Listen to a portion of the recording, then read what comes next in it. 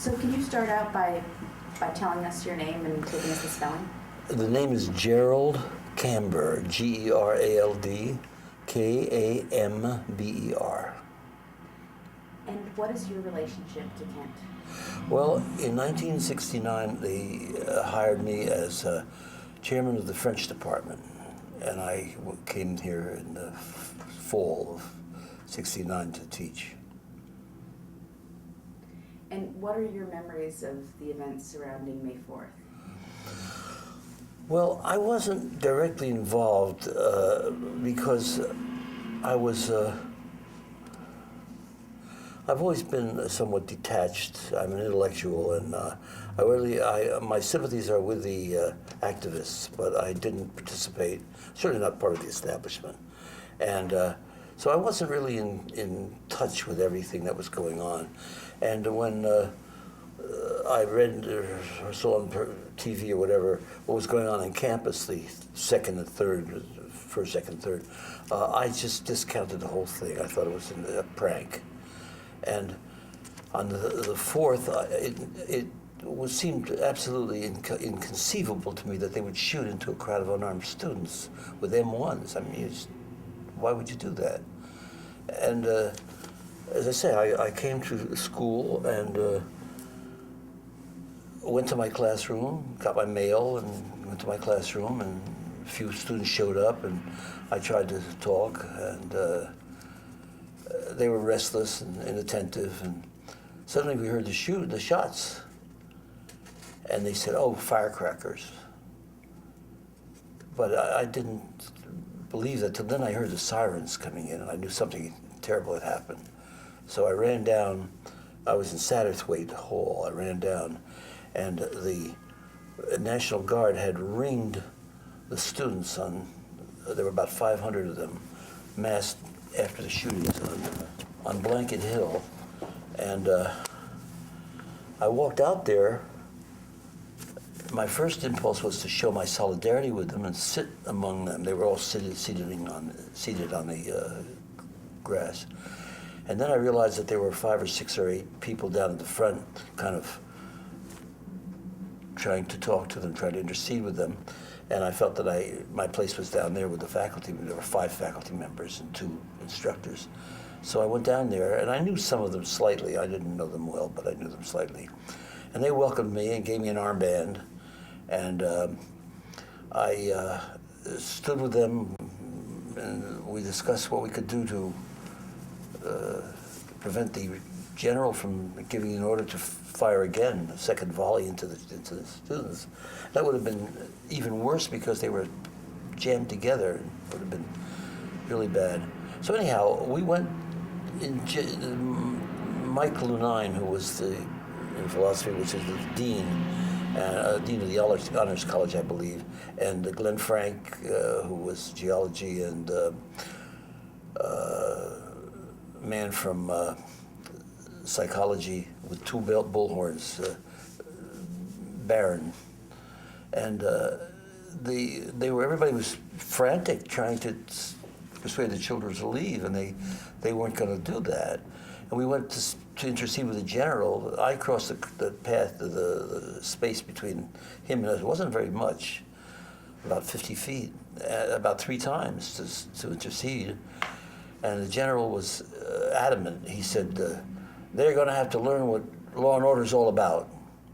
And finally, we back and forth, and we said, General, you've got to put your guns down. You've got to stop this.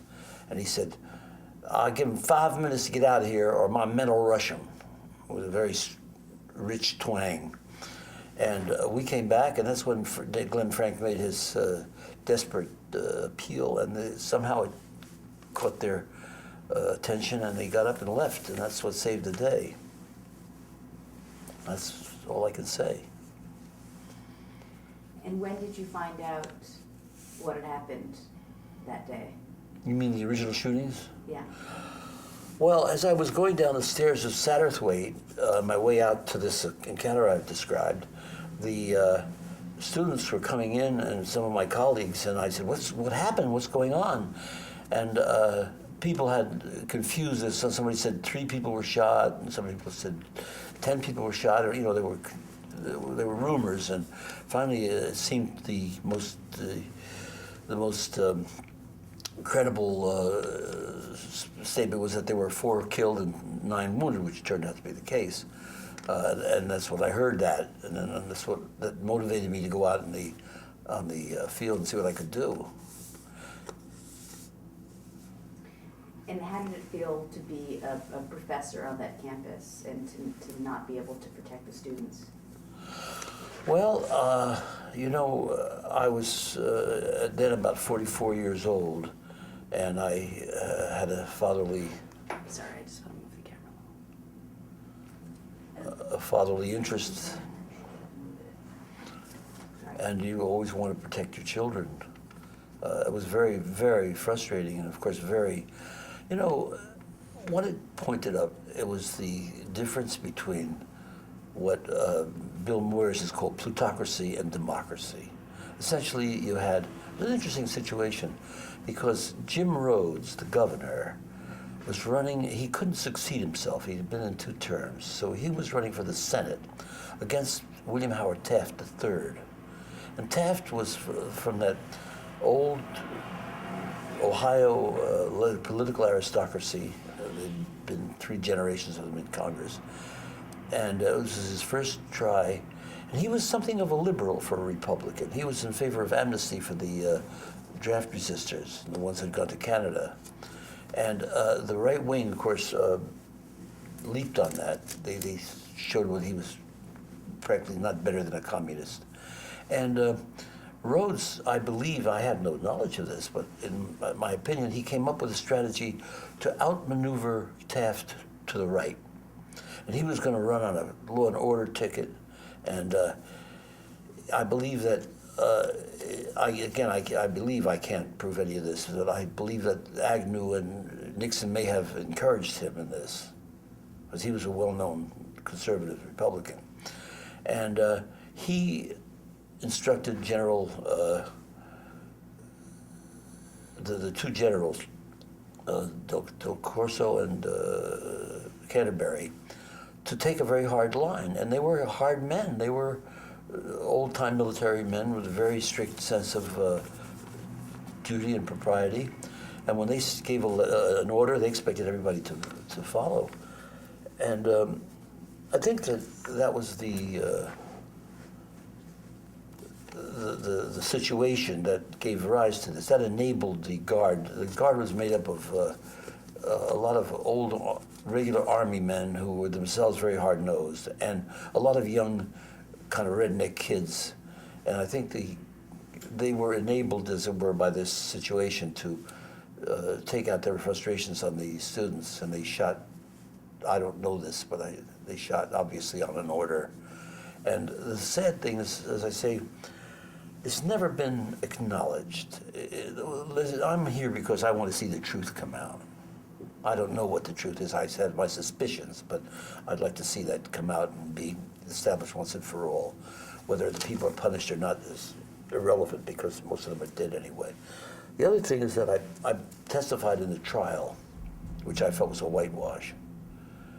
And as I say, I've done what I could. I'm not much of an activist. Why do you think it's important that the truth come out now? Well, I believe in the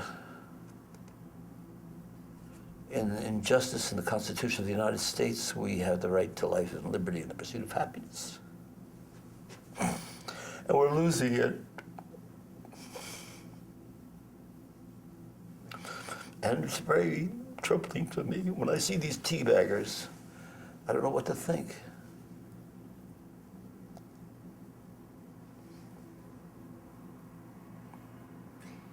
How has what happened at Kent impacted your life? Well, not really very much, in the sense that, as I say, I was never connected here. I was never with the establishment, and I wasn't really with the radical movement. I was sort of closer to in sympathy with the activists, but not active with them. And after I had gone out on the field to try to avert further carnage, my faculty colleagues tended to ostracize me. They felt I was crazy. Why did you do that? Why did you could have run out the back door into the parking lot and got out of there like everybody else. And it didn't have, as I say, it wasn't connected particularly, so I didn't lose very much. But I would make a point here. We had a faculty of 1,800 people, and 7 of them, not even all faculty, 5 and 2, went out to try to avert further carnage. And that's a very discouraging kind of statistic. And people made statements in Kent, and they were repeated over and over again. They should have killed them all. And people did feel that way. Why did you choose to go out there? Well, it was a simple act of humanity, human solidarity. I mean, you just, as you said, I was a member of the faculty, and could I protect the students? That was the only way I could begin to protect the students.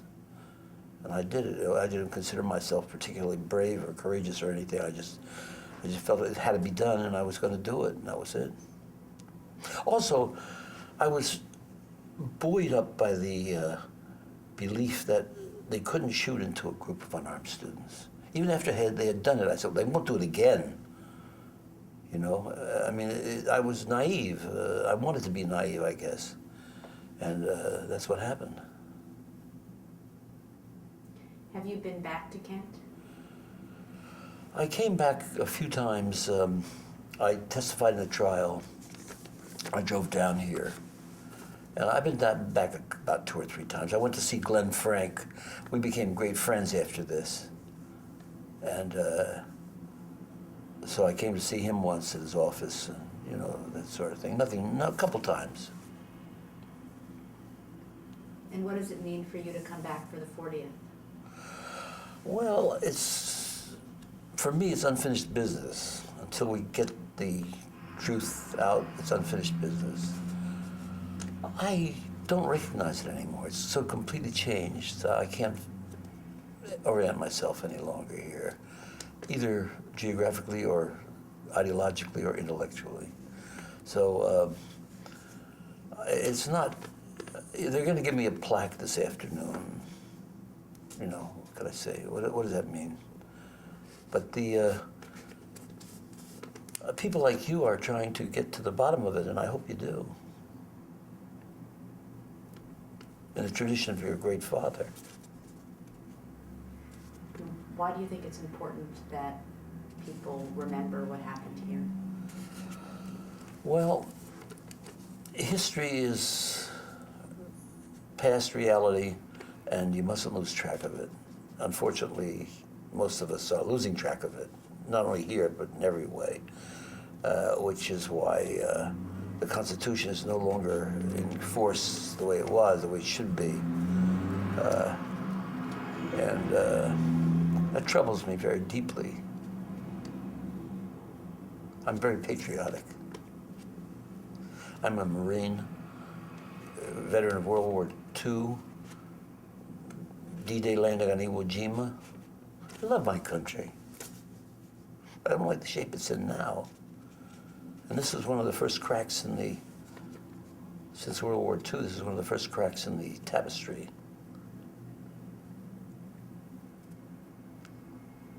And what do you think needs to be done to heal from what happened? What needs to be done, what? To heal from what happened on that day? I don't know what heals. People heal, you know, time heals all wounds. And forgetfulness, of course, is another kind of healing. I don't really see into the multiplicity of agendas that people have here. I think it's healed in the sense that they planted trees by Taylor Hall. They're obviously doing what they want. I mean, if that's healing, that's healing. You were talking about justice. By healing, you mean justice. I hope you get it. What would justice look like? Justice would look like a determination of how this happened, why it happened, and who was behind it, who was responsible for it, whether they were provocateurs or what. I mean, we don't know. We don't know much about it. Or I certainly don't know much about it. But that would be the... blame should be assigned. The college, instead of giving me a plaque, ought to give 1,800 plaques to the people who didn't go out on the field that say I was a coward. That would be justified. But I don't know the answers to some of these questions. As a matter of fact, practically none of them.